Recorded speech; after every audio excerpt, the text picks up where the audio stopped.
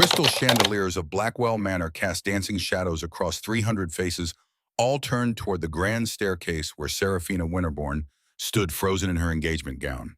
The silk was the color of fresh snow, chosen specifically to complement her unusual coloring, the albinism that marked her as different from every other wolf in the room. Her white hair had been twisted into an elaborate updo, threaded with diamonds that caught the light with every shallow breath she took.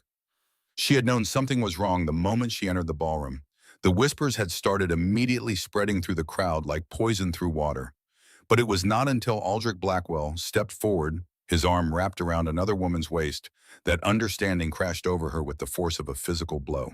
The other woman was beautiful in all the traditional ways. Dark hair that gleamed like polished mahogany, golden skin that spoke of aristocratic bloodlines untainted by genetic anomalies, brown eyes that sparkled with triumph as she leaned into Aldrich's side, her crimson dress a stark contrast to Serafina's virginal white. Aldrich raised his champagne glass, and the room fell silent. "Thank you all for gathering tonight," he began, his voice carrying the practiced charm that had once made Serafina's heart flutter. "I know you came expecting an engagement celebration. And indeed, there will be a celebration tonight, though perhaps not the one you anticipated." Serafina's hands trembled as she gripped the marble banister. She could feel her parents' eyes on her from across the room, could sense their growing horror. This was not part of the plan. This was not how noble engagements were dissolved. There were proper channels, private conversations, dignified separations that saved face for all involved. But Aldrich had never been interested in saving her face. "I stand before you tonight to announce my engagement," he continued, pulling the dark-haired woman closer. "To the incomparable Lady Victoria Harlow, daughter of the Harlow pack, a woman of impeccable breeding and undeniable strength." The crowd erupted in shocked murmurs. Serafina saw her mother's hand flatter her throat, saw her father's face drain of color. But she could not look away from Aldrich, could not tear her eyes from the man who had promised her forever just 3 months ago. "I know many of you have questions," Aldrich said, his voice taking on a harder edge. "You wonder what happened to my previous arrangement. You wonder why I would break a contract negotiated in good faith by 2 noble houses." He turned then, his ice-blue eyes finding Serafina across the crowded ballroom. The look in them was not regret or even guilt. It was contempt, pure and undiluted. "The truth is this, I cannot in good conscience bind my bloodline to a defective Omega." The words hit like physical blows. Serafina felt her knees buckle, felt the world tilt beneath her feet. She grabbed the banister harder, her knuckles going white with the effort of remaining upright. "Look at her," Aldrich commanded, and 300 heads swiveled in unison. White hair, pink eyes, skin so pale she cannot even stand in sunlight without burning. These are not the marks of beauty or rarity, as some romantic fools might claim. These are the marks of a curse. The moon goddess herself has branded this Omega as unworthy, has marked her as defective, has stamped her very DNA with the proof of divine rejection. Serafina could hear gasps, could feel the weight of 300 stares pressing down on her like physical hands. But she did not cry. She would not give them that satisfaction. Instead, she lifted her chin, met Aldrich's gaze with her own, and let the steel that had been forged through 22 years of whispers and sideways glances fill her spine. "My bloodline has remained pure for 7 generations." Aldrich continued, warming to his theme. "I will not be the one to contaminate it with genetic abnormalities. I will not produce heirs who might inherit her defects, who might be as cursed as she is. The Blackwell name deserves better. The Blackwell pack deserves better." He paused, letting the words sink in, letting them cut as deeply as he intended. "Therefore," Aldrich said, his voice ringing with false solemnity, "I, Aldrich Blackwell, heir to the Blackwell fortune and future alpha of the Blackwell pack, do hereby dissolve the engagement contract between myself and Serafina Winterbourne. Let it be known throughout the territories that she is released from all obligations to me, and I from all obligations to her." The formal words echoed through the ballroom. In the old ways, this was binding. In the old ways, this was law. And Aldrich had just invoked the old ways in front of 300 witnesses, making the dissolution as public and humiliating as possible. Serafina felt something crack inside her chest, felt the careful walls she had built around her heart begin to crumble. But she was her father's daughter, even if he had proven himself unworthy of that legacy, and she knew how to play the game of noble politics. She descended the staircase slowly, each step measured and deliberate. Her white gown trailed behind her like a ghost, and the crowd parted before her as if she carried plague. But she did not falter, did not hesitate, did not show even a flicker of the devastation raging through her soul. When she reached the bottom of the stairs, she met Aldrich's gaze directly. "I accept your rejection, Lord Blackwell," she said, her voice carrying clearly through the silent ballroom. "And I release you from our engagement with gratitude and relief." Aldrich's smug expression flickered. That was not the response he had expected. "I am grateful," Serafina continued, "that you have shown me your true character before we were permanently bound. I am grateful that the moon goddess granted me the wisdom to see through your pretty words and prettier lies. And I am relieved, Lord Blackwell, that I will not have to spend my life trying to earn the respect of a man who values superficial perfection over genuine strength." She turned to address the crowd, her pink eyes sweeping across the sea of shocked faces. "You all see a curse when you look at me," she said quietly. "You see abnormality, defect, divine rejection. But I have lived with this body for 22 years, and I have learned something you have not. True strength is not measured by how closely you conform to expectations. True strength is measured by how you endure when everyone expects you to break." She looked back at Aldrich, at Victoria clinging to his arm like a barnacle to a ship's hull. "May your perfect bride give you exactly what you deserve, Lord Blackwell. May she be everything you ever hoped for. And may you both live long enough to understand what you threw away tonight." With that, she turned and walked toward the exit. The crowd parted before her like water before a ship's prow. None of them willing to meet her eyes, all of them suddenly fascinated by their champagne glasses and the marble floor. She had almost reached the doors when her father's voice stopped her. "Serafina, wait." She turned slowly. Lord Marcus Winterbourne stood near the refreshment table, her mother Eleanor at his side. Both of them looked pale, shaken, as if they had just witnessed a terrible accident. But there was something else in their expressions, too. Something that made Serafina's blood run cold. Calculation. "We need to speak," her father said, his voice low. "Privately." Serafina nodded once, then followed her parents out of the ballroom and into one of the manor's side parlors. The moment the door closed behind them, her mother's carefully maintained composure shattered. "Do you have any idea what you have just done?" Eleanor hissed, her usually elegant features twisted with fury. "Do you understand the consequences of your little speech?" Serafina stared at her mother, at the woman who had birthed her but never quite managed to love her. "I spoke the truth," she said simply, "something neither of you seem capable of doing." Marcus Winterbourne's hand cracked across her face before she saw it coming. The slap echoed through the small room, and Serafina tasted blood where her teeth cut the inside of her cheek. But she did not cry out, did not give him the satisfaction of a reaction. "You will not speak to your mother that way," Marcus snarled. "You have already humiliated this family enough for one evening." Serafina touched her stinging cheek, felt the heat of the mark her father had left. When she pulled her hand away, there was blood on her fingers. "I humiliated the family," she asked, her voice dangerously quiet. "I was not the one who broke a formal engagement in front of 300 witnesses. I was not the one who chose public spectacle over private dignity." "Aldrich had every right to dissolve that contract," Eleanor snapped. "Do you think we did not know this was coming? Do you think we did not see the writing on the wall weeks ago?"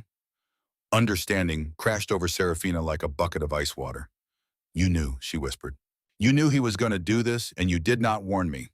You let me walk into that ballroom, let me stand there in front of everyone, let him humiliate me publicly, and you knew." Marcus had the grace to look away, but Eleanor met her daughter's gaze without flinching. "We tried to convince him to do it privately," she said coldly. "We begged him to show mercy, to at least dissolve the contract behind closed doors. But Aldrich wanted to make a statement. And honestly, Serafina, can you blame him? Look at yourself. You are not what any alpha wants in a mate. Your albinism makes you weak, sickly, unmarriageable. We were lucky to secure the Blackwell contract in the first place." "Lucky," Serafina repeated hollowly. "You sold me to a man who despised me, and you call that lucky?" "We did what we had to do to save this family," Marcus interjected. "The Winterbourne fortune has been declining for years. We needed the Blackwell alliance, needed their money and their connections.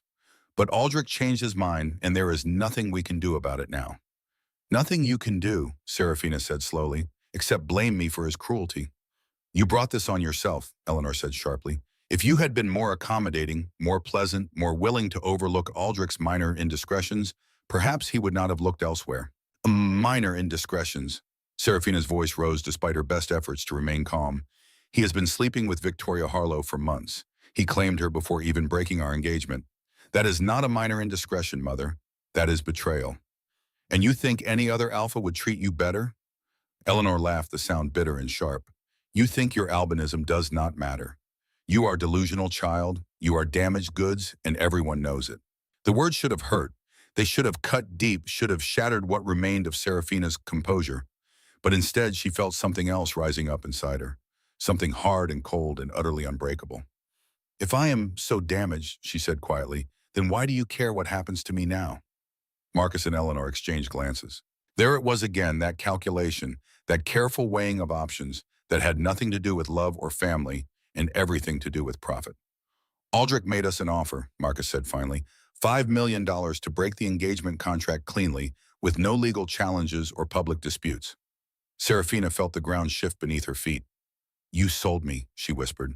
You took money to let him humiliate me publicly. We took money to solve our financial crisis, Marcus corrected. The Winterbourne estates are mortgaged to the hilt. We owe creditors across 3 states. That $5 million keeps us solvent for another year, maybe 2 if we are careful. So you sacrificed your daughter's dignity for 2 years of solvency. We did what we had to do to survive, Eleanor said flatly. And now you need to do the same. You have 24 hours to pack your things and leave the estate. After that, you are no longer welcome here.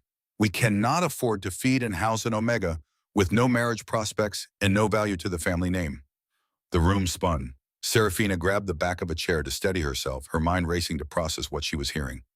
You are throwing me out, she said, the words barely a whisper. Your own daughter, you are throwing me out with nowhere to go and no resources to survive. You are 22 years old, Marcus said, his voice devoid of emotion. Old enough to make your own way in the world. We have given you an education, a home, everything you needed to reach adulthood. What you do with those gifts is no longer our concern. Serafina looked at her parents, really looked at them, perhaps for the first time in her life. She saw the lines of stress around her father's eyes, the pinched worry in her mother's expression. But she also saw the relief. They were relieved to be rid of her, relieved to no longer carry the burden of a defective daughter, relieved to trade her dignity for cold hard cash. I see, she said finally. Then I will be gone by morning. She turned toward the door, but Eleanor's voice stopped her one last time. Do not contact us again, Serafina. Do not write, do not call, do not show up begging for help. As far as this family is concerned, you no longer exist. We have already begun telling people that you chose to dissolve the engagement, that you ran away to avoid the shame. It is better this way, better for everyone. Serafina did not respond. There was nothing left to say. She walked out of the parlor through the empty hallways of what had been her childhood home and up the stairs to her bedroom. The sounds of the continuing party drifted up from below. Apparently, Aldrich's engagement to Victoria was proceeding nicely. Apparently, 300 guests had decided that public humiliation was no reason to waste good champagne. She packed mechanically, choosing practical items over sentimental ones. Warm clothes for the December cold. Sturdy boots. Her grandmother's necklace, the only piece of jewelry she owned that was truly hers. A few books. Some cash she had saved from birthday gifts over the years, maybe $3,000 total. Not nearly enough to start a new life, but more than nothing. As she worked, her wolf stirred restlessly inside her. The animal had been quiet during the confrontation, shocked into silence by the sudden dissolution of what should have been a sacred bond. But now it was angry, hurt, confused. It wanted to fight, to howl, to make someone pay for the pain radiating through their shared soul. But Serafina pushed the wolf down, forced it into submission. There would be time for rage later. Right now, she needed to focus on survival. She was closing her suitcase when she heard the voices in the hallway outside her room. 2 men speaking in low tones that carried through the heavy wood door. Are you certain she is the one? The first voice was unfamiliar, rough with age and cigarettes. Absolutely certain. The second voice made her blood run cold. It was Aldrich. White hair, pink eyes, albinism. She is exactly what Graves is looking for. And you are sure she has the bloodline. Her grandmother was moon-blessed. The trait runs dormant in most of the family, but Serafina shows all the physical markers. Graves will pay top dollar for her. 20 million is a lot of money. 20 million that I will split with you 60-40 after you deliver her. All you have to do is grab her during the chaos when she leaves the estate. Everyone will assume she ran away out of shame. No one will look for her. And even if they did, Malachi Graves does not leave witnesses. Serafina's heart stopped. Malachi Graves. She knew that name. Everyone in supernatural circles knew that name. He ran the largest Omega trafficking ring in North America, specializing in rare bloodlines and unique genetics. Omegas who entered his operation were never seen again, sold to the highest bidder for breeding programs, or worse. And Aldrich had just sold her to him. "When do you want me to take her?" the first man asked. "Give it 6 hours. Let her get clear of the estate. Let her think she escaped cleanly. Then grab her somewhere isolated. The mountains north of here are perfect. No witnesses, no cameras, no help for miles. Consider it done." Their footsteps retreated down the hallway, leaving Serafina frozen in her room, her packed suitcase sitting on the bed like a monument to her naivety. She had thought this night could not get worse. She had thought the worst thing that could happen was public humiliation and family rejection. She had been wrong. Moving quickly now, she grabbed her suitcase and her coat. She could not stay here, could not wait the remaining 18 hours her parents had given her. Aldrich's hired thug would be watching, waiting for her to leave. And once she was in the mountains, once she was isolated and alone, she would disappear. Another Omega lost to Graves operation, another file marked closed by authorities who did not care enough to look. She slipped out through the servants' entrance, avoiding the main hallways where party guests still mingled. The December air hit her like a slap, cold enough to burn her sensitive skin, even through her coat. She pulled her hood up, hiding her distinctive white hair, and started walking. She had no plan beyond getting away from the estate, away from Aldrich's reach. She walked for hours through the dark streets of Aspen, her suitcase growing heavier with each step. The temperature dropped as midnight approached, the cold seeping through her coat and into her bones. By 3 in the morning, she had reached the mountain road that led out of town. Her fingers and toes were numb, and her breath came in gasping clouds of vapor. She knew she should stop, should find shelter, should come up with an actual plan. But fear drove her forward, kept her moving even when her body screamed for rest. She did not see the black SUV until it was too late. It came around the curve too fast, headlights blinding, and Serafina stumbled backward off the road. Her foot caught on loose gravel and she went down hard, her suitcase flying from her grip. The SUV screeched to a halt. Doors opened. Heavy footsteps approached. Serafina scrambled backward, her hands finding purchase on ice-slicked rock. She tried to stand, tried to run, but her legs would not cooperate. The cold had stolen her strength, left her clumsy and slow. A shadow fell over her. She looked up into the scarred face of a man she did not recognize, his expression cold and professional. "Serafina Winterbourne?" he asked, though his tone made it clear he already knew the answer. This was it. This was Aldrich's thug come to collect his prize 6 hours early. She was going to disappear into Graves' operation, going to vanish without a trace, and no one would care enough to look for her. But then a second voice cut through the darkness, this one sharp with command. "Step away from her. Now." The scarred man turned and Serafina saw 3 more figures emerging from the SUV. These were not Aldrich's people. These were something else entirely.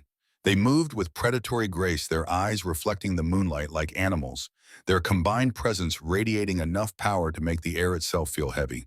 The scarred man must have sensed it too because he backed away slowly, his hands raised in surrender. "I was just checking if she needed help," he said, his voice steady despite the obvious lie. "Then consider your assistance no longer required," the second voice said. "Leave, now, before I decide you are worth the paperwork." The scarred man did not need to be told twice. He practically ran back to whatever vehicle had brought him, leaving Serafina alone with her unexpected rescuers. One of them approached slowly, his hands visible and empty. He was tall, built like someone who had spent centuries honing his body into a weapon. But his face was carefully neutral, his expression more concerned than threatening. "Are you injured?" he asked, his voice gentler than she expected.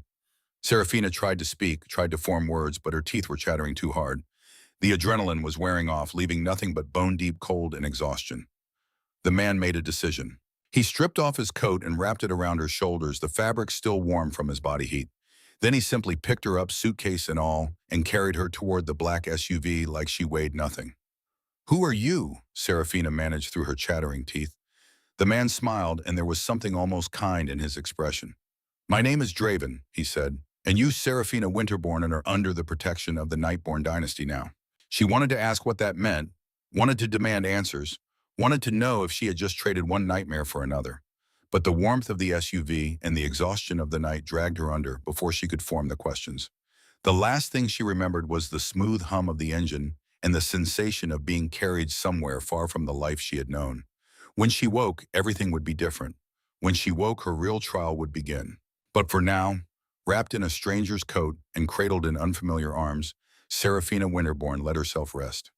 Serafina woke to warmth, not the artificial heat of central heating or the suffocating press of too many blankets, but genuine warmth that seemed to seep into her bones and chase away the lingering chill of the mountain night. For a moment, she kept her eyes closed, unwilling to face whatever new reality awaited her. The events of the previous night felt distant, almost dreamlike. Surely she had not been publicly humiliated, disowned by her family, and nearly kidnapped all in the span of 12 hours. But the unfamiliar softness beneath her body and the scent of cedar and leather in the air told her otherwise. This was not her childhood bedroom with its pale purple walls and collection of first edition novels. This was somewhere else entirely. She opened her eyes. The room was magnificent. Expansive glass walls dominated one side, offering a view of Denver's skyline that made her breath catch. The sun was rising, painting the city in shades of gold and amber, and from this height, the world looked clean and orderly and impossibly far away. The bed she lay in was enormous, dressed in charcoal silk sheets that felt like water against her skin. The furniture was all dark wood and clean lines, expensive, in the way that whispered rather than shouted wealth. A door opened and a woman entered carrying a silver tray. She was in her 40s with auburn hair, pulled back in a neat bun, and kind brown eyes that crinkled at the corners when she smiled. She wore medical scrubs beneath a white coat and a stethoscope hung around her neck. "Good you are awake," the woman said, setting the tray on the bedside table. "I was beginning to worry. You have been asleep for 14 hours.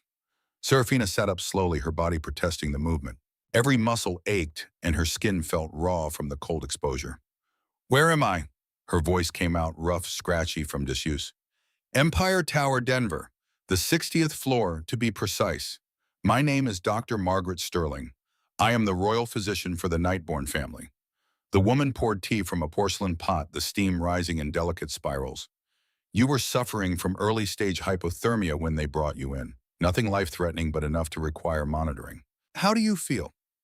"Confused," Serafina admitted, accepting the cup of tea. The warmth felt good against her palms. "Royal physician, Nightborn family, I do not understand." Margaret smiled, but there was sympathy in her expression. "I imagine you have many questions. But first drink that tea and eat something. You have not had a proper meal in over 24 hours, and I cannot release you to face the king on an empty stomach." The king. The words sent a chill through Serafina that had nothing to do with hypothermia. She had heard whispers of the Nightborn dynasty, of course. Everyone in supernatural circles had. They were the wolves who had turned their pack into an empire, who controlled 7 western states through a combination of ruthless business acumen and ancient alpha authority. But they kept to themselves, rarely attending the social functions that occupied most of the aristocratic families. And now she was apparently on the 60th floor of their headquarters, about to meet their king. "What do they want with me?" Serafina asked, setting down the tea untouched. "The man last night, Draven, he said I was under their protection. But I do not understand why. I am nobody.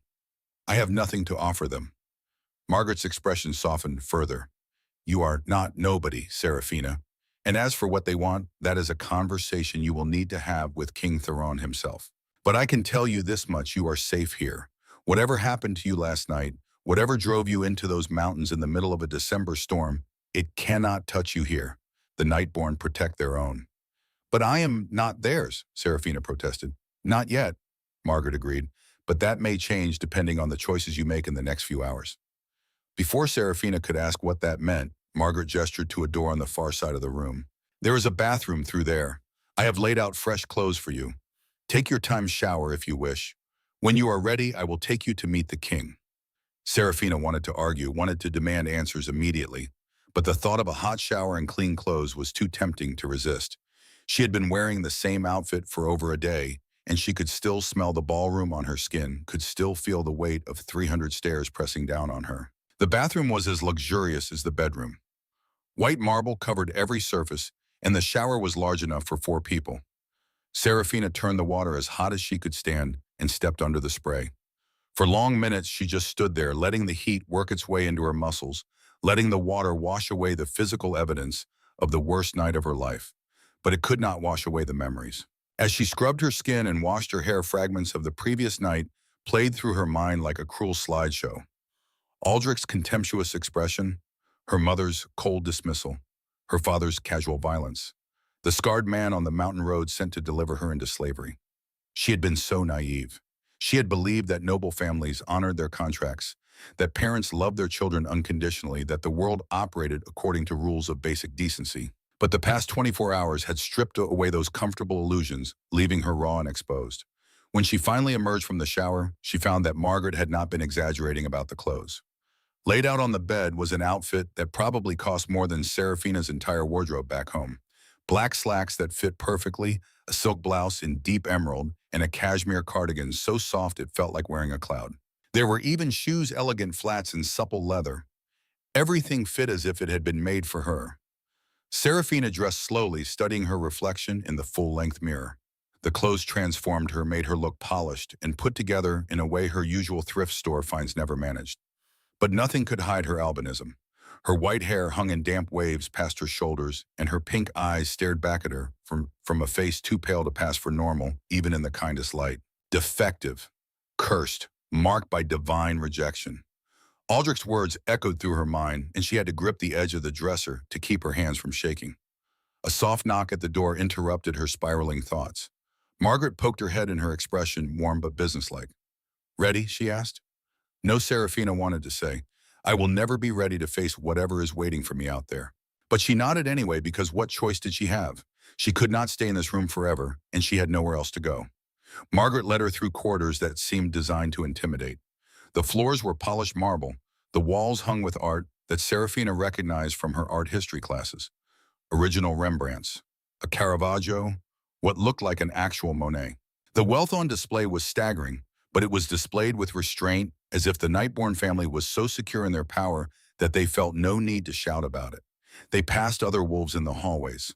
All of them stopped what they were doing to stare at Serafina, their eyes tracking her white hair and porcelain skin with expressions ranging from curiosity to shock. But none of them spoke, and none of them blocked her path.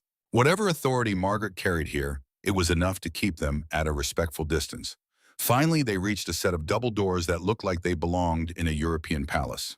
Dark wood carved with intricate patterns of wolves and moons, the handles made of what Serafina suspected was actual gold.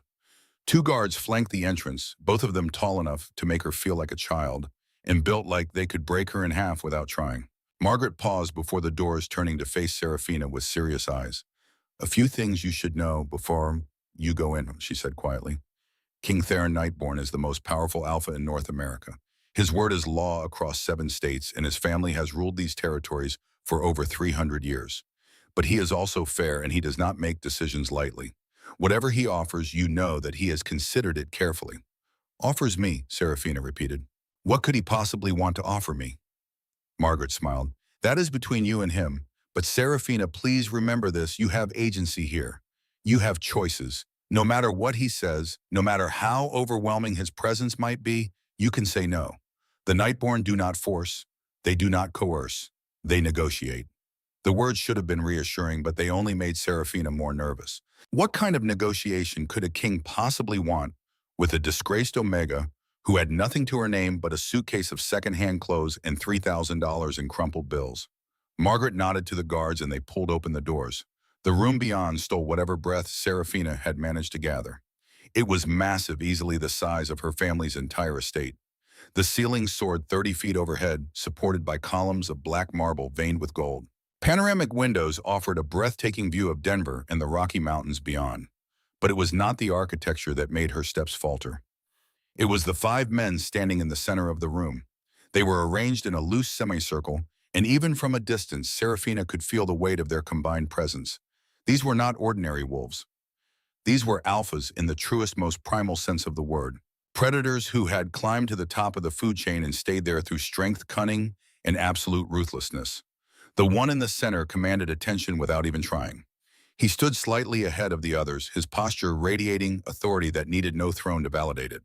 He was tall, easily 6'4", with broad shoulders and a lean, muscular build that spoke of both power and discipline. His hair was black as midnight, cut short on the sides, but longer on top, and his face was all sharp angles and hard planes.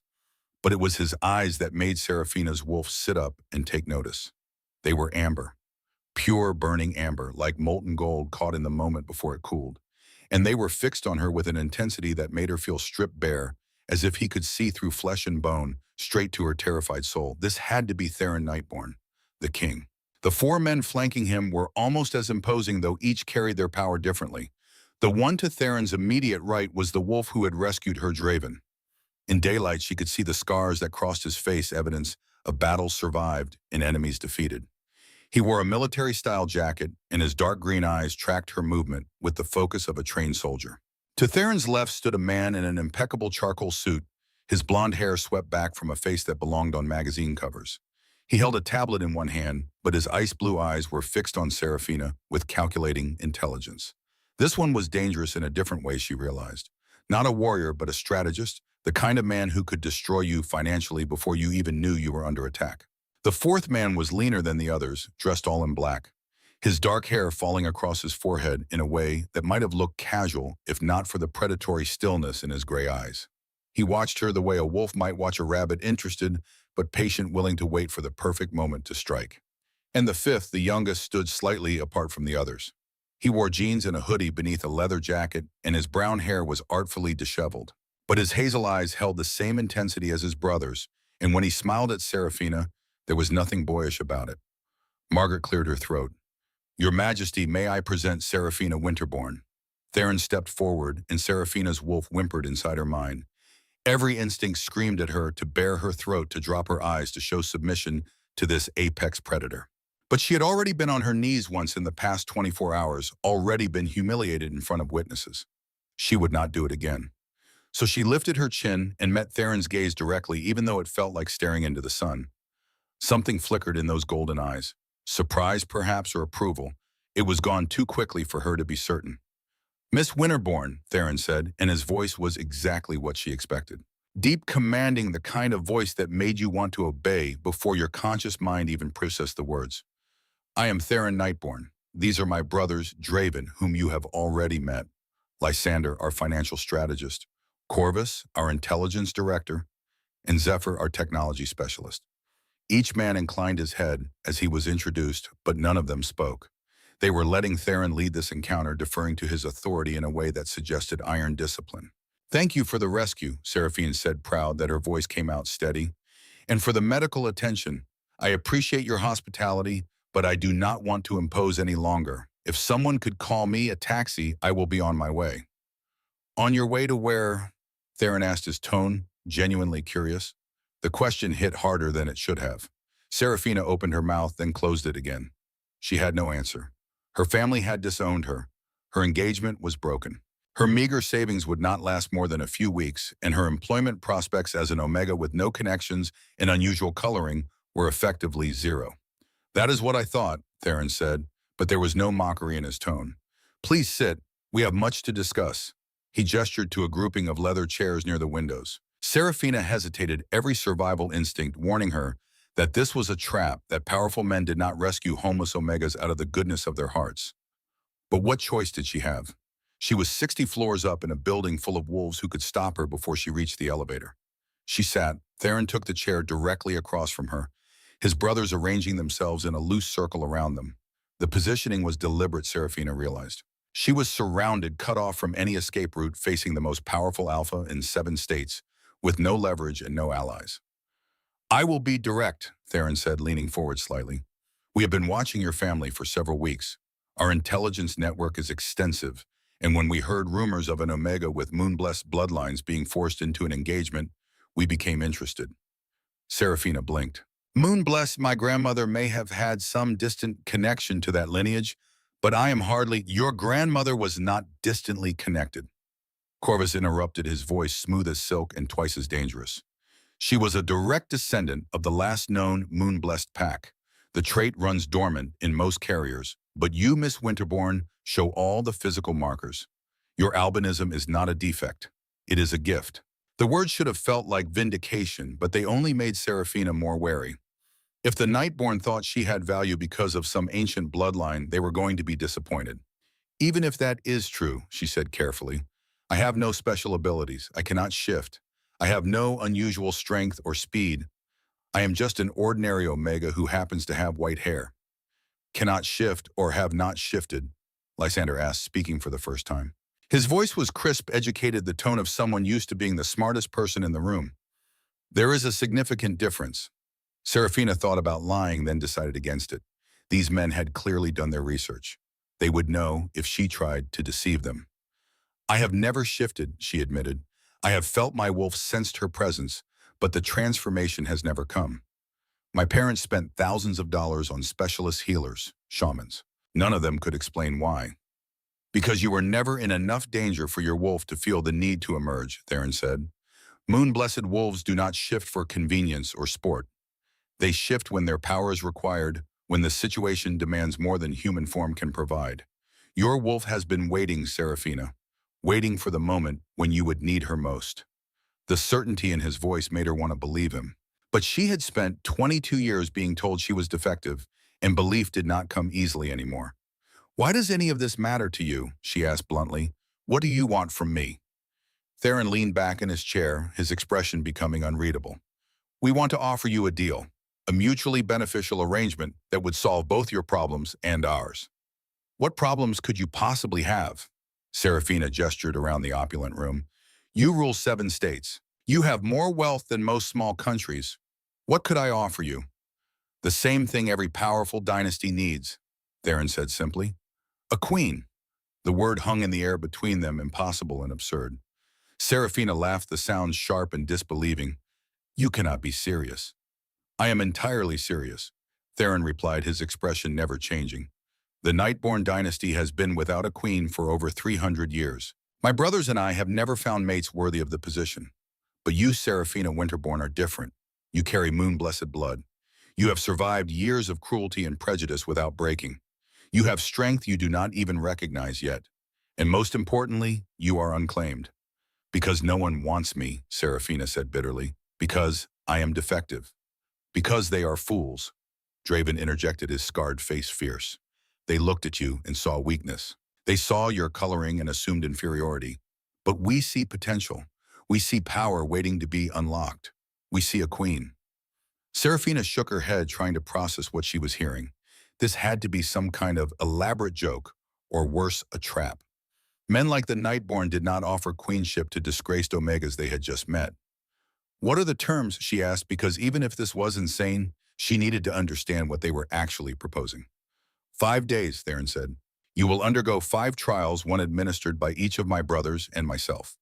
These trials will test different aspects of your character, your strength, your adaptability. If you pass all 5, we will formalize your position as Queen of the Nightborn territories. You will have wealth, protection, power, everything you need to build whatever life you choose. And if I fail, then we will pay your family's debts, give you sufficient funds to start over wherever you wish, and part ways with no hard feelings. It sounded too good to be true, which meant it probably was. Seraphina studied Theron's face, looking for the catch, for the hidden cruelty that would reveal this as another humiliation waiting to happen. What kind of trials? She asked slowly. That would spoil the surprise, Zephyr said, speaking for the first time. His voice was younger than the others, but no less confident. But I can promise you this, none of them will cause permanent harm. You will be challenged, pushed to your limits, maybe beyond what you think you can handle. But we will not break you. That is not our goal. Then what is your goal? To see if you are strong enough to stand beside us, Theron said simply. To see if you can handle the weight of queenship, the demands of ruling an empire, the pressure of being mated to 5 alphas, who will expect absolute honesty, absolute trust, and absolute commitment. There it was, the catch. Mated, Seraphina repeated slowly, as in all 5 of you, at the same time. Eventually, yes, Theron confirmed, though the bonding process would be gradual based on your comfort level. We are not monsters, Seraphina. We will not force you into anything you are not ready for. Seraphina's mind raced. This was insane. This was beyond insane. But the alternative was going back out into the world alone with no money, no connections, and a bounty on her head from Malachi Graves' trafficking ring. Why should I trust you? She asked. You are strangers. For all I know, this is just another trap, another way to use me and discard me when I am no longer valuable. You should not trust us, Corvus said, his gray eyes meeting hers without flinching. Not yet. Trust must be earned, and we have done nothing to earn yours. But consider this, we have already invested significant resources in finding you, rescuing you, and ensuring your safety. If we simply wanted to use you, there are far more efficient ways to accomplish that goal. We are offering you a choice, Miss Winterborn. We are offering you agency in your own fate. That alone should tell you something about our intentions. He was right, and Seraphina hated that he was right. These men could have simply taken what they wanted. They were powerful enough, wealthy enough, connected enough to make her disappear without consequence. But instead, they were negotiating. They were offering terms. I need time to think, she said finally. Of course, Theron agreed easily. But I should inform you of one additional detail. Our intelligence network intercepted communications between your former fiancé and Malachai Graves. There is currently a $20 million bounty on your head. Graves' people are actively searching for you, and while you are safe here in Empire Tower, the moment you step outside our protection, you become a target. Ice flooded Serafina's veins. She had known Aldrich planned to sell her, but $20 million, that was obscene. That was the kind of money that would motivate every bounty hunter and mercenary from here to the Canadian border. So I am a prisoner, she said flatly. You are protected, Theron corrected. There is a difference. You are free to leave whenever you wish, but know that if you do, we cannot guarantee your safety. Graves's operation is extensive and ruthless. They will find you, Serafina, and when they do, your fate will be far worse than anything we could ever subject you to. The threat was delivered calmly, almost kindly, but it was a threat nonetheless. Stay and submit to their trials or leave and risk capture by human traffickers. Some choice. Serafina looked around the circle of alpha faces searching for any hint of deception or cruelty, but all she saw was patience. They were giving her time to process, time to think, time to make an informed decision. It was more respect than her own family had shown her. If I agree to these trials, she said slowly, I want conditions. Theron's lips curved into something that might have been a smile. Name them. No permanent marks without my explicit consent. No claiming bites, no bonding until I am ready. Second, if at any point I decide this arrangement is not working, I can walk away with the financial support you promised. Third, you will not use me as leverage against my family or anyone else. Whatever happens between us stays between us. Inada agreed, Theron said immediately. Anything else? I want it in writing, a formal contract legally binding that outlines exactly what you are offering and what I am agreeing to. Lysander will have it drawn up within the hour, Theron said, nodding to his brother. You will have time to review it, to have independent counsel examine it if you wish. We want you to feel secure in this arrangement, Serafina. Coercion benefits no one. It was reasonable. It was more than reasonable. It was everything she should want from a negotiation with people who held all the power. But something still nagged at her, some instinct warning her that this was too easy, too perfect. Why me? She asked one more time. There are thousands of Omegas in North America. Surely some of them have moon-blessed bloodlines. Why go to such lengths for someone you have never met? The five brothers exchanged glances, some silent communication passing between them. Finally, Theron spoke, and for the first time she heard genuine emotion in his voice.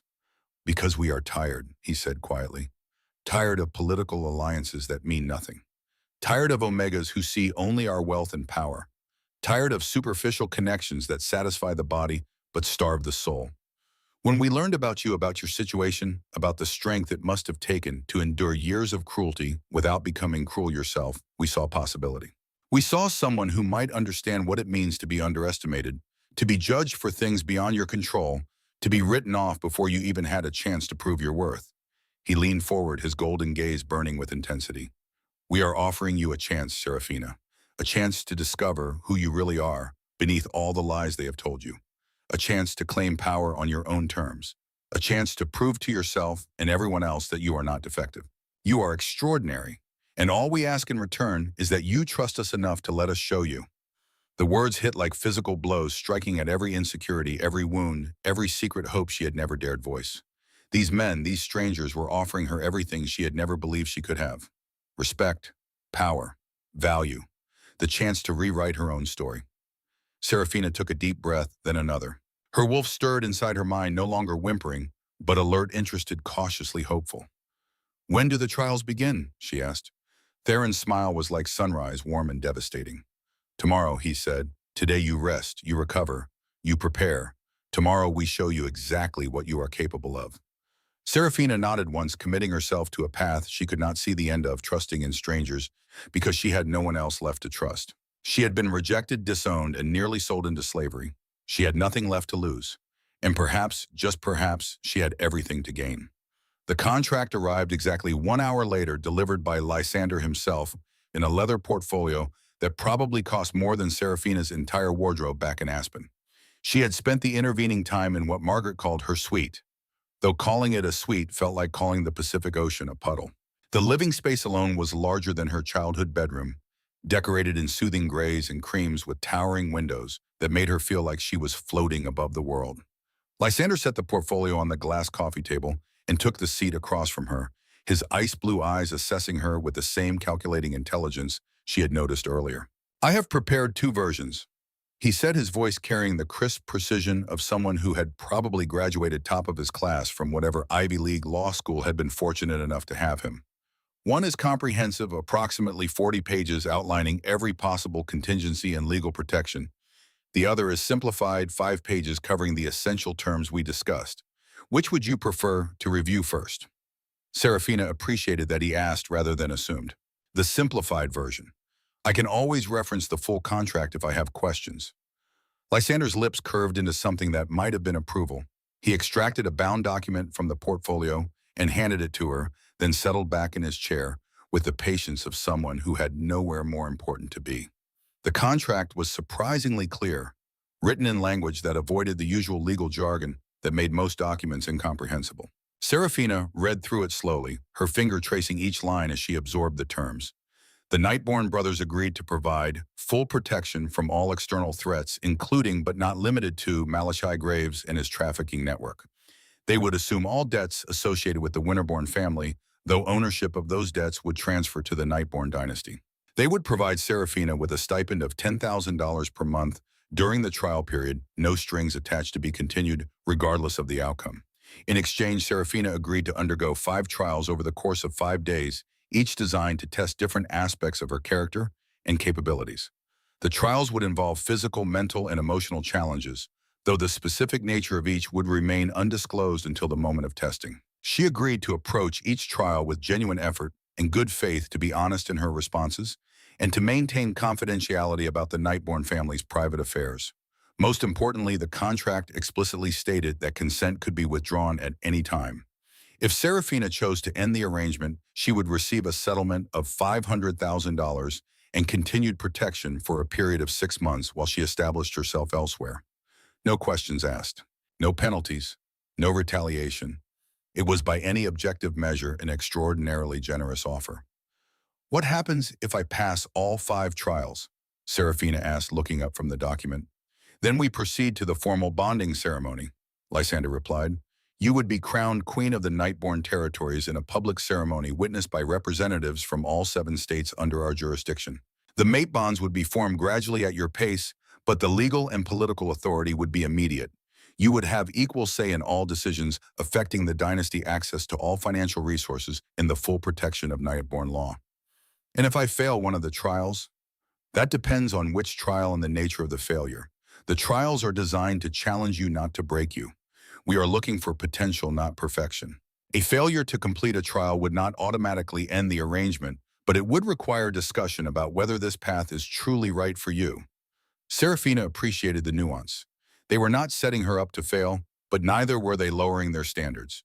They wanted to see what she was truly capable of, and they were willing to work with whatever they found. Her finger paused on one clause. "It says here the trials may involve intimate physical contact." How intimate? Lysander's expression remained neutral. "As intimate as necessary to assess compatibility for a mate bond. But I remind you, consent is paramount. The safe word silver applies to all trials, including this one." She swallowed hard, then nodded. "I understand. I need a pen," she said. Lysander produced one from his jacket pocket, a heavy fountain pen that felt like it had weight beyond the physical. Serafina signed her name at the bottom of the simplified contract, then again on the comprehensive version, her handwriting looking small and uncertain, next to the elaborate Nightborn seal. "Welcome to Empire Tower, Miss Winterborn," Lysander said, countersigning both documents with a flourish. "I think you are going to surprise yourself with what you are capable of." The rest of the day passed in a strange haze of luxury and anxiety. Margaret brought her meals that looked like they belonged in 5-star restaurants, beautifully plated arrangements of food that Serafina barely tasted. She tried to rest, but every time she closed her eyes, she saw Aldrich's contemptuous face, or her mother's cold dismissal, or the scarred man reaching for her on that mountain road. By the time the sun set, painting the Denver skyline in shades of orange and purple, Serafina's nerves were stretched taut.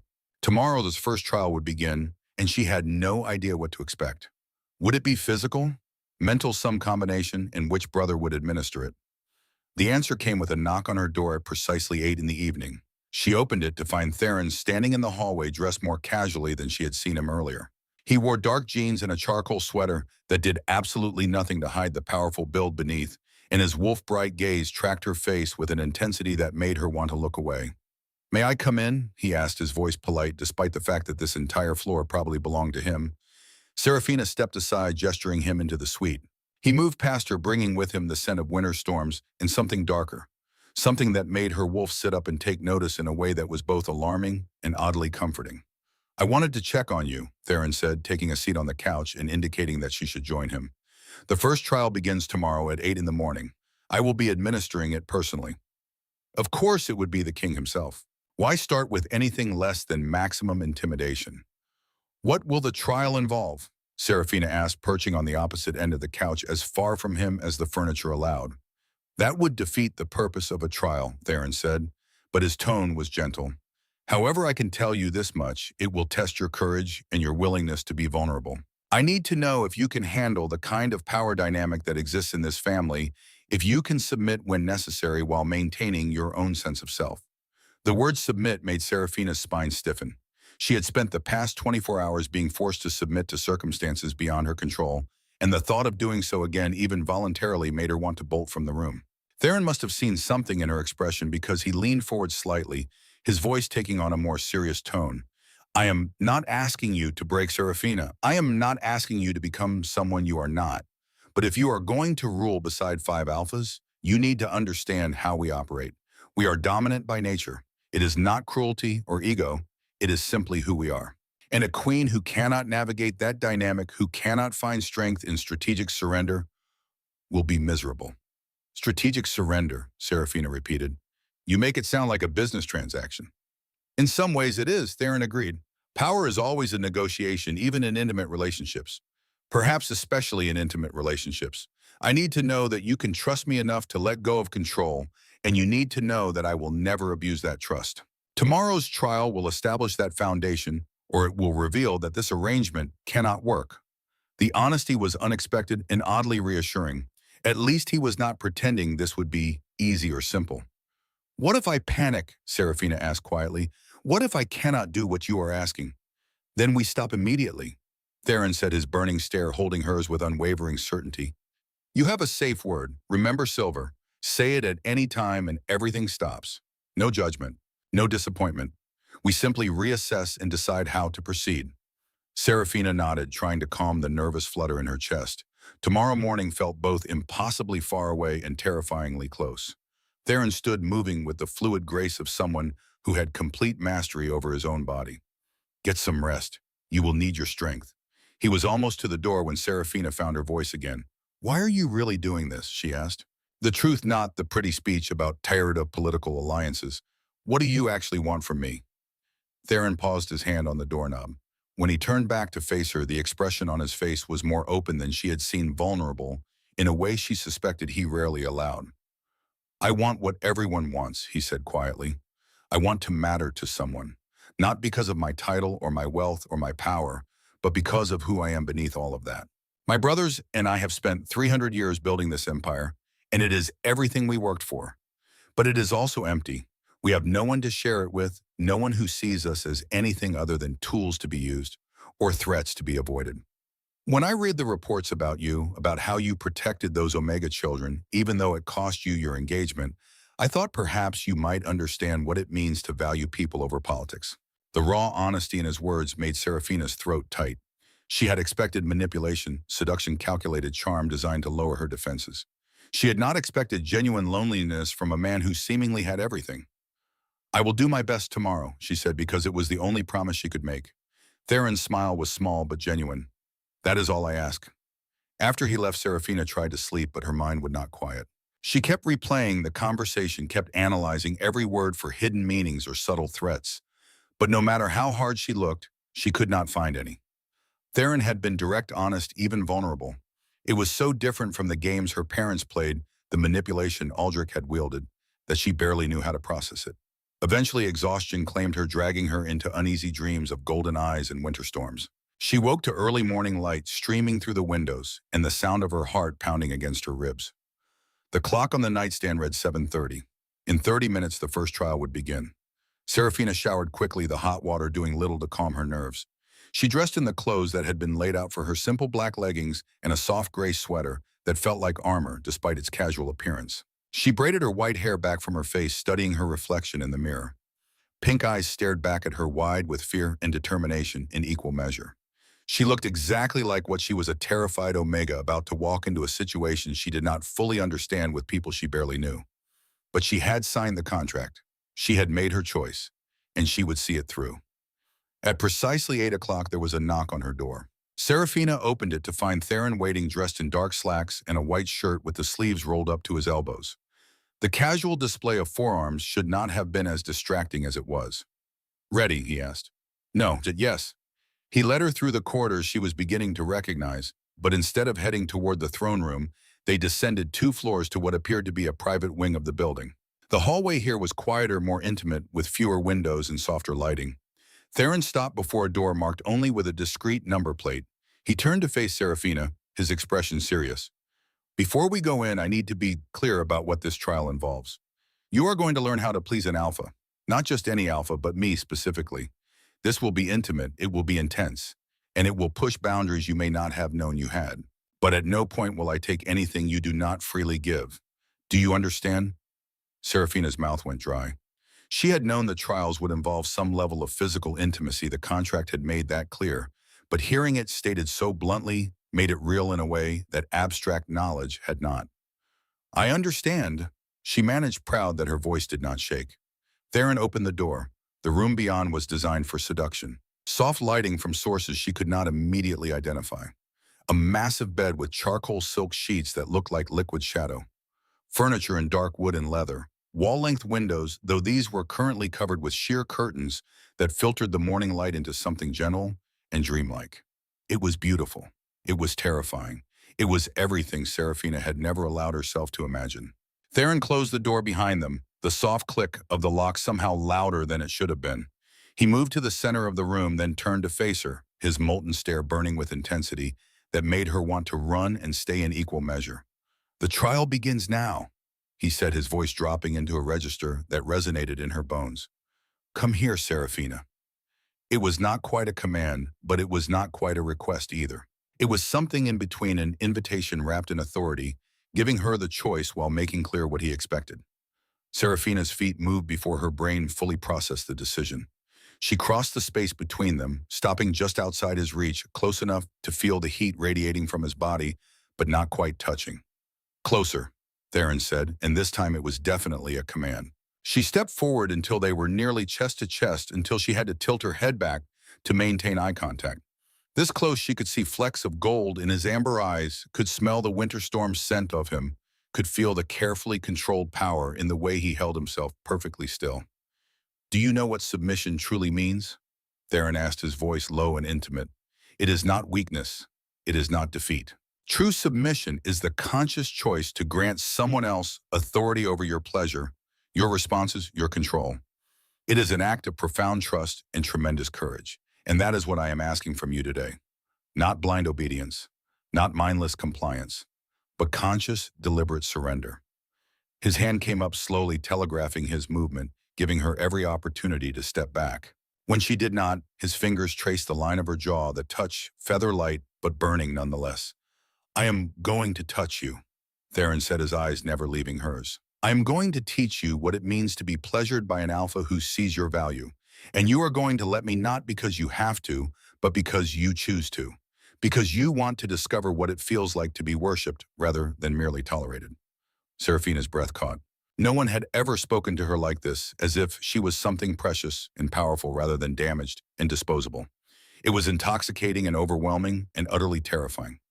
"May I kiss you?" Theron asked the question, so simple and yet so loaded with meaning. This was it. This was the moment where she either committed fully to this insane arrangement or ran for the door. Every rational part of her brain screamed that this was too fast, too much, too dangerous. But there was another part, smaller and quieter, but growing stronger, that wanted to know what it felt like to be chosen rather than settled for. "Yes," Serafina whispered. Theron's smile was devastating. Then he lowered his head and claimed her mouth with a gentleness that left her unsteady. The kiss started soft exploratory, his lips moving against hers with patient thoroughness. But when Serafina made a small sound of pleasure, something shifted. Theron's hand slid into her hair, tilting her head to deepen the kiss, and suddenly there was nothing gentle about it. He kissed her like he was trying to consume her, like he had been waiting for this moment far longer than the 2 days since they met, like she was oxygen and he had been drowning.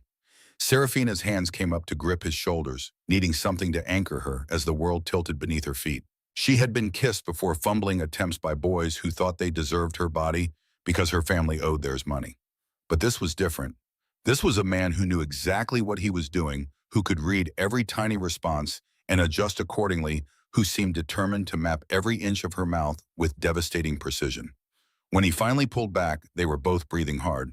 Theron's eyes had darkened to molten gold, and there was a flush high on his cheekbones that suggested his control was not as absolute as it appeared. "Beautiful," he murmured, his thumb tracing her kiss-swollen lower lip. "You respond so perfectly, like you were made for this." Before Serafina could formulate a response, Theron stepped back slightly, putting a few inches of distance between them. The loss of contact felt like a physical ache. "I want you to undress," he said, his voice carrying that same command wrapped in invitation tone. "Slowly. Let me see what has been hidden beneath all those layers of shame they tried to bury you under." Serafina's hands trembled as they went to the hem of her sweater. This was so far outside her experience, so far beyond anything she had imagined when she woke up this morning. But she had agreed to this.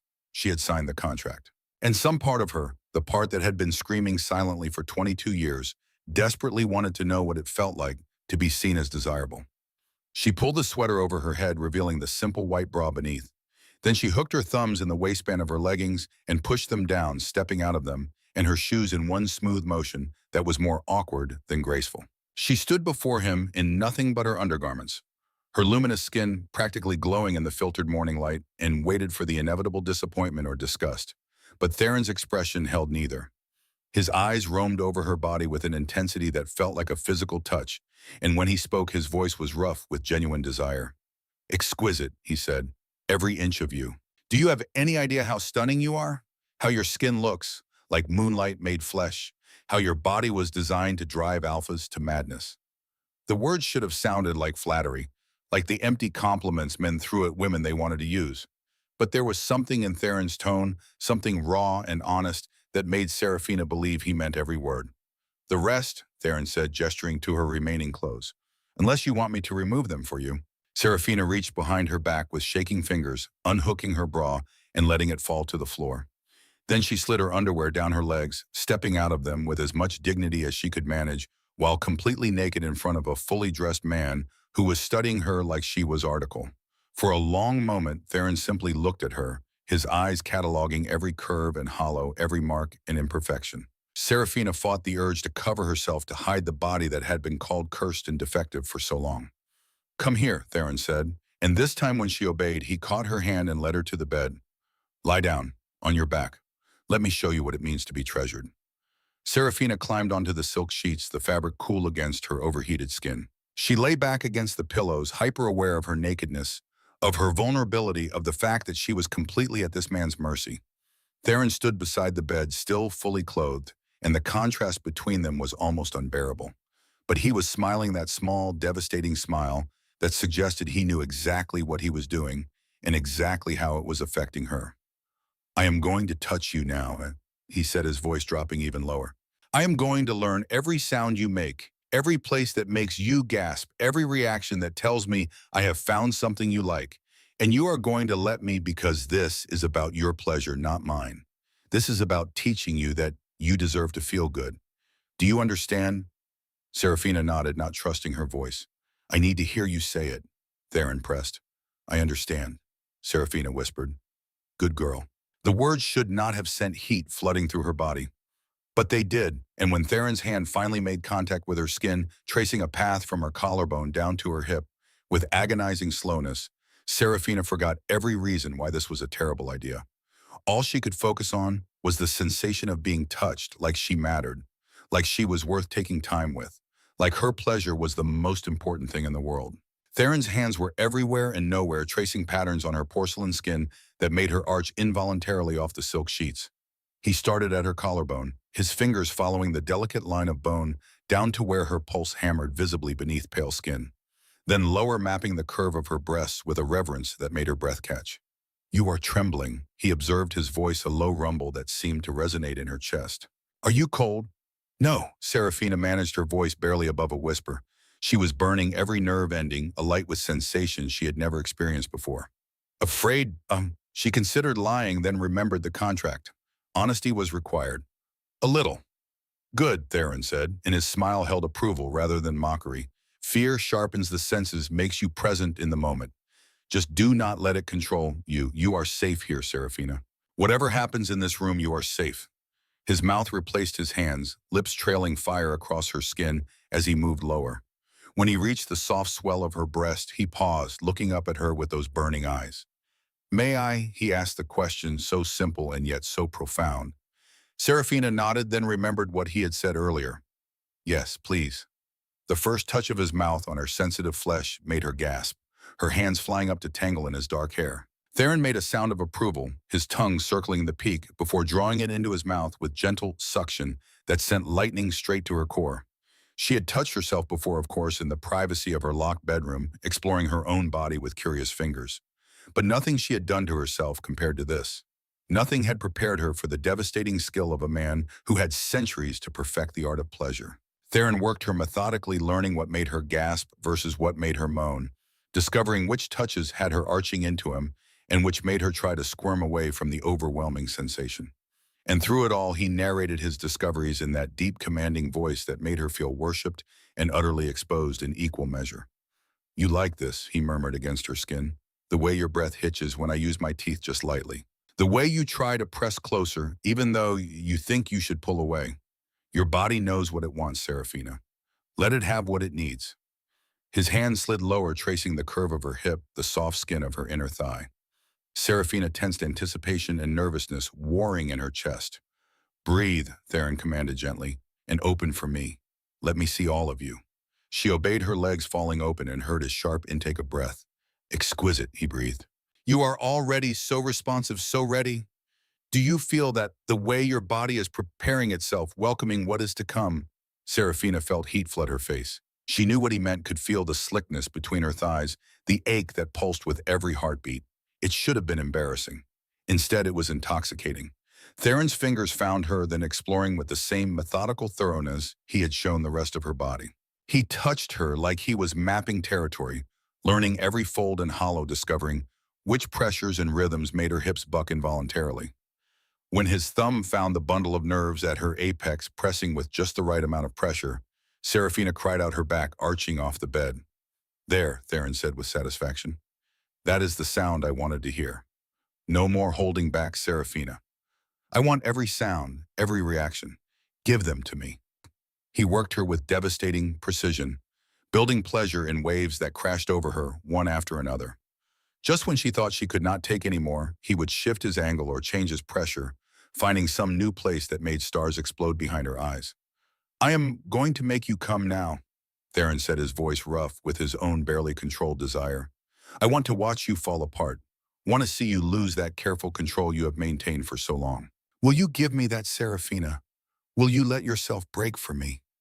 She could not form words, could only nod frantically as the pressure built to an impossible peak. And then Theron's mouth was on her, his tongue replacing his fingers, and the world shattered. The orgasm hit like lightning, pleasure so intense it bordered on pain, radiating out from her core to every extremity. Serafina heard herself scream, heard the raw desperation in her own voice, but she could not stop it, could not do anything but ride the waves as Theron worked her through every aftershock with patient skill. When she finally came back to herself, gasping and trembling, Theron was stretched out beside her on the bed, fully clothed, still watching her with an expression of such profound satisfaction that it should have been illegal. "Beautiful," he murmured, brushing damp white hair back from her face. "You are absolutely beautiful when you surrender." Serafina's cheeks burned, but she could not look away from those wolf-bright eyes.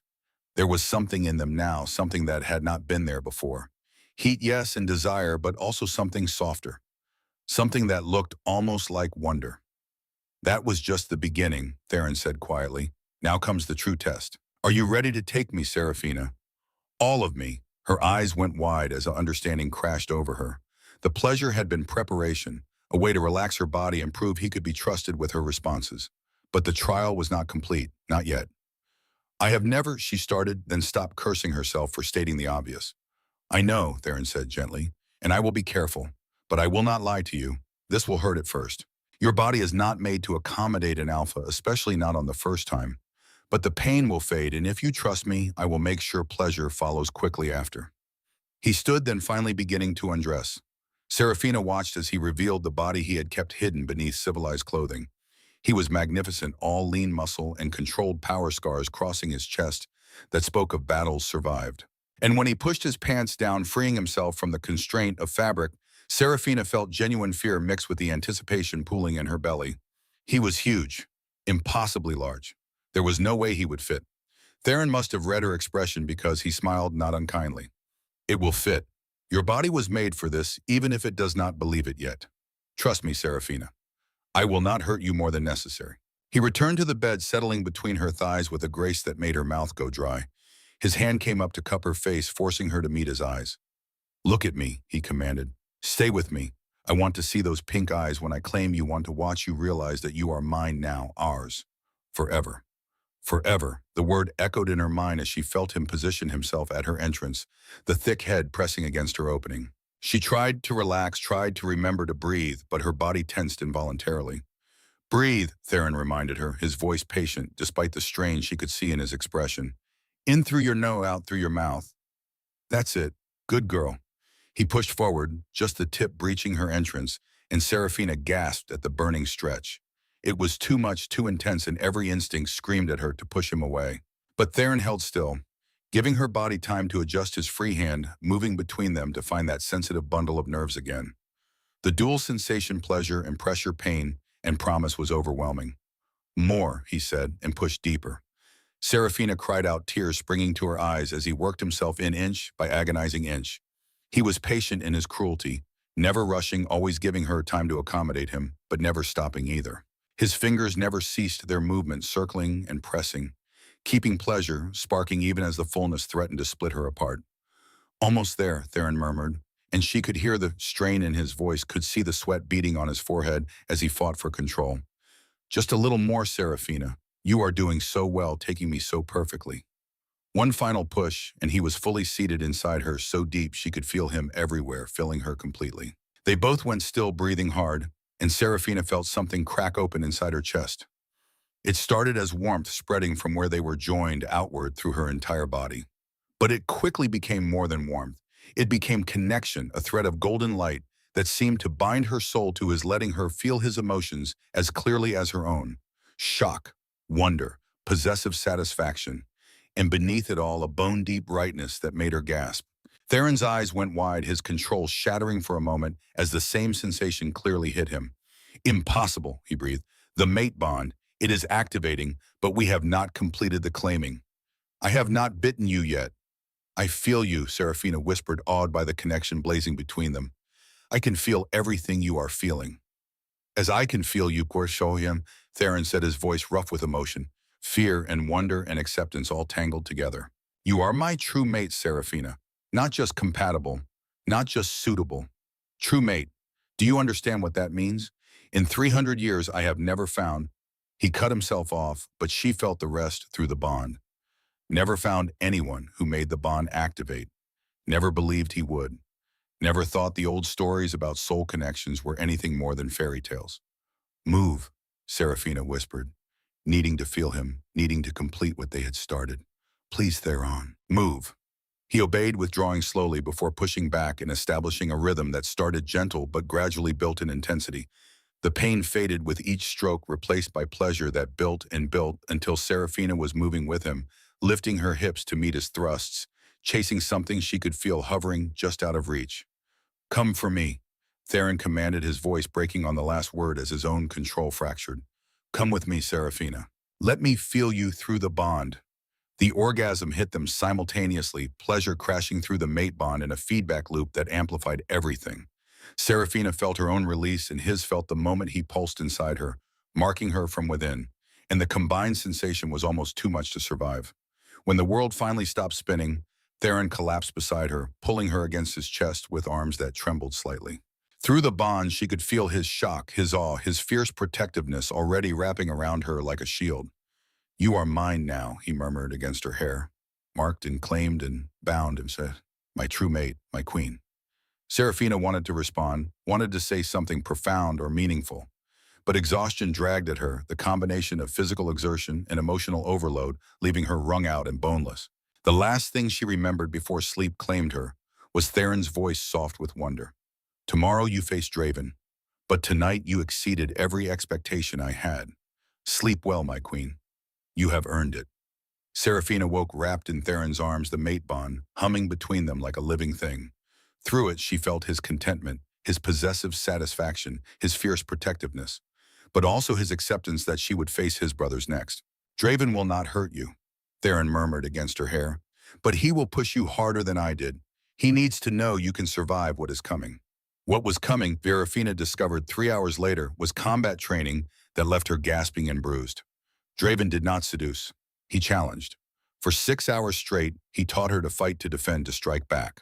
And when her body gave out, when she could barely stand, he carried her to his bed and showed her what endurance truly meant. The claiming was rough, primal, nothing like Theron's careful patience.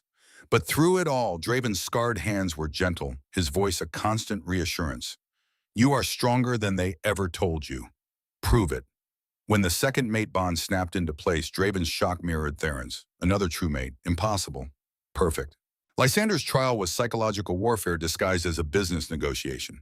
He presented Serafina with impossible scenarios: save the Omega children or protect the dynasty's finances. Choose between political alliances or personal loyalty. Every answer revealed something about her character, her priorities, her ability to rule. "You cannot save everyone," Lysander said, his ice-blue eyes unreadable. "A queen must make choices that break her heart but save her people." The intimacy came after, when Serafina had proven she could think strategically, even while his fingers worked between her thighs, even while pleasure threatened to shatter her concentration. She passed, barely, and earned her third mate bond. Corvus tested trust. He blindfolded Serafina, bound her wrists with silk, and asked her to surrender completely. Not to pain, never pain, but to vulnerability, to being seen in ways she had never allowed anyone to see her. "Your parents taught you to hide," Corvus whispered in the darkness. "I am teaching you to be known."